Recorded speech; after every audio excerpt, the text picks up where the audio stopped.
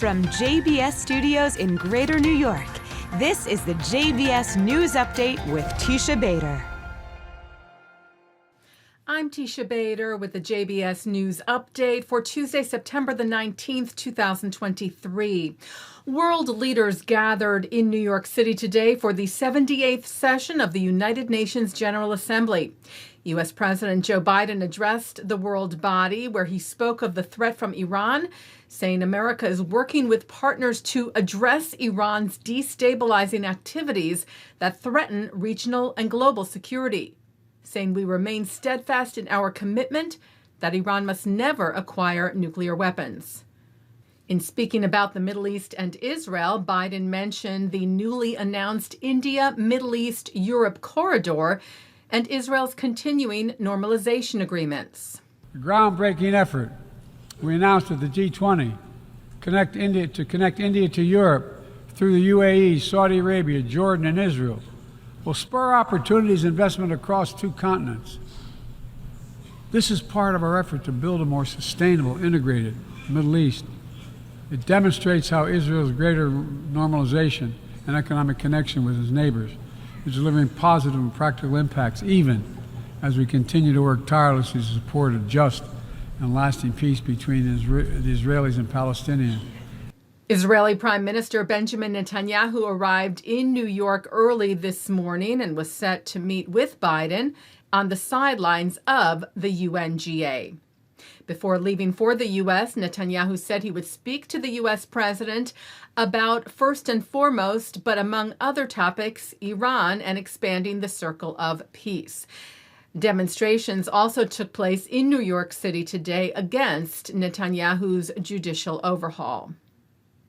Yesterday, the Prime Minister spoke with Tesla Motors CEO and entrepreneur Elon Musk at the Tesla plant in California in a live-streamed conversation where the Prime Minister's office said the two discussed the development of artificial intelligence and its implications for the future. Netanyahu also spoke about the judicial reforms and stressed that he is working towards reaching consensus and that the reforms were meant to restore some balance to the system, emphasizing that Israel was, is, and will always be a robust democracy. Netanyahu also spoke to Musk about anti-Semitism and free speech on X, formerly Twitter, Musk's social media platform, telling him, "All I can say is I hope you can find within the confines of the First Amendment the ability to stop not only anti-Semitism or roll it back as best you can, but any collective hatred of a people that anti-Semitism represents. And I know you're committed to that. I hope you succeed in it. It's not an easy task, but I encourage and urge you to find a balance." Turning to some other news, an upcoming conference at the University of Pennsylvania is causing outrage.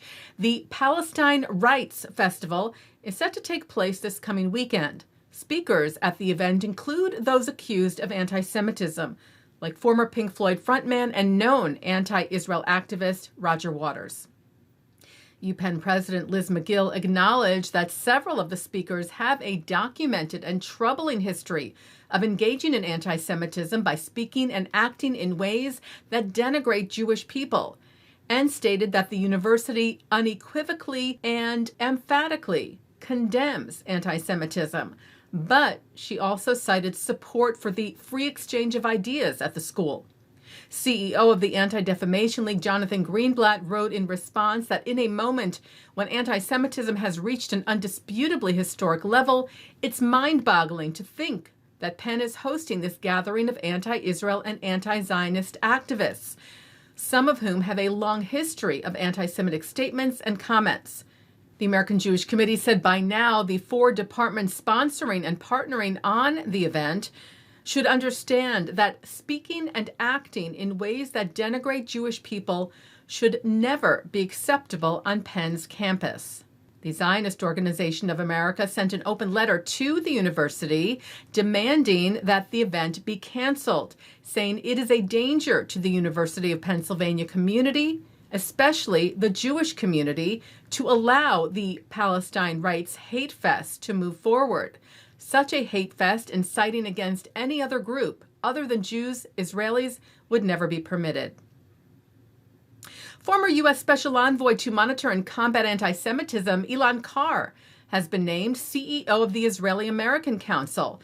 The organization, founded in 2007, works to build an engaged and united Israeli-American community that strengthens the Israeli and Jewish identity. Carr has been involved with the IAC since its founding and was cited by the Jewish Journal, saying our community of Israeli Americans and Jewish Americans is grappling with significant challenges, including assimilation and anti-Semitism. By combining community engagement and civic activism, youth programs and educational courses, leadership development, and Israel advocacy, the IAC is strongly positioned to respond to those challenges and build a vibrant, committed community for generations to come, saying I am privileged to help lead that cause. Taking a look now at our programming for tonight on JBS for Tuesday, September the 19th. At 7 o'clock, it's a Rosh Hashanah sermon from Rabbi Ammiel Hirsch. At 8, Abigail Pogrebin speaks with Cantor Dan Mutlu and Cantor Richard Cohn about the Kol Nidre, the Ashamnu, and other prayers and music of repentance for Yom Kippur. At 9, it's Itzhak Perlman on L'chaim. At 10, the film Chasidism and Mysticism. And coming up next, the ILTV's Insider. And that's the JBS News Update for Tuesday, September the 19th, 2023. I'm Teisha Bader. Stay healthy, stay well.